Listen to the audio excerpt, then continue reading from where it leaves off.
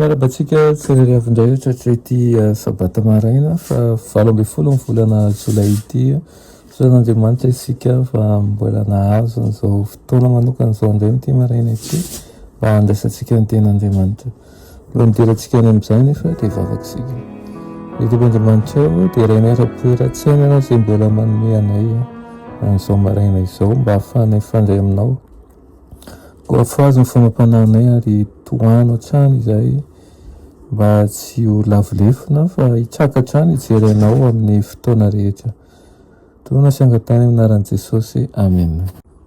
Ilay teny nofonenantsika androany dia manao hoe mihazona ny fitiavana ho velona.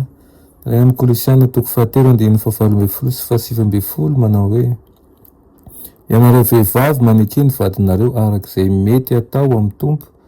Ianareo lehilahy tiava ny vadinareo ary aza sosotra aminy. Amen. Mahabe ny olana sy ny fahoriana ho voasoroka raha kolokoloan'ny lehilahy sy ny vehivavy hatrany ny fifampieverana, ny fifampijonjovana, ny teny mamifehy fankasitrahana, ny fifanajana amin'ny zava-madinika eo amin'ny fiainana izay mamelona ny fitiavana. Hita ihany koa fa nilaina koa izany teo amin'ny fitadiavan-namana tiana niarahana. Raha mitohy amin'izany fifampieverana mikolokolo fitiavana izany manko ny mpivady dia ho sambatra eo amin'ny fiarahamonina misy azy tsirairay avy ary hianana hery miasa mangina eo amin'ny fianakaviana. Ho reny ny fahasambarana ny tontolo kelin'izy ireo ary tsy haniry hiala amin'izany tontolo izany izy mba hitady fitiavana hafa. Maro dia maro ny vehivavy manantena azo tambitamby sy teny mamy ary faneho-pitiavana madinidinika avy amin'ny vadiny izay nifidy azo namana mandra-maty. Dia ireny maro-pitiavana madinidinika ireny no mitondra fahasambarana eo amin'ny fiainana.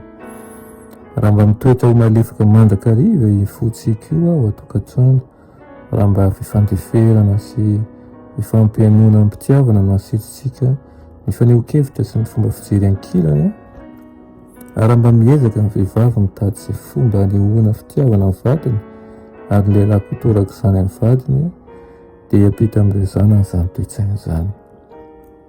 Lahy sy ny vavy izay miara-dia eo amin'ny fiainana dia tokony samy hanao ny fomba rehetra sambatra ny anankiray izay sarobidy amintsika no harovantsika sy kolokolointsika hiatsara hatrany amin'izay azo atao.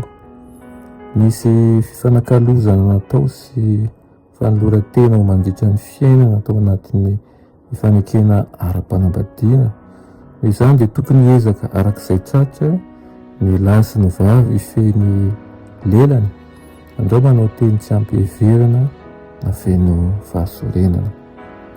Miohatra noho ny talohan'ny fanambadiana izany miezaka tokony atao satria efa nampiray ny fanambadiana mandritra ny fiainana izy ireo izao ary na ny lahy io na ny vavy dia samy tokony kely aina ihany koa mba hitehirizana ny fitiavana ho vao hatrany. Dia ilay fitiavana sarobidy ny katsahana fatotra talohan'ny fanambadiana ary tokony kolokoloana fatotra mandritra ny androm-piainana rehetra. Izany tokoa no ahafahantsika mampiatra sy mampitombo ny fifandraisam-bivady anivo ny tokantrano ary ny fanahy masina ny ampitoetra mandrakariva ny fitiavan'Andriamanitra eo anivon'ny tokantrano isitsika. Amen. Vavakisika misaotra anao izay rehoany amin'ny toromarika izay azonay nandrika ny tenao andro anivon'ny tontolon'ny fanambadiana ary ametraka eo am-pelantananao ny tokantrano tsirairay avy izay mba hitony fitiavana ary hitony fiheverana anao hatrany. Anaran'i Jesosy. Amen.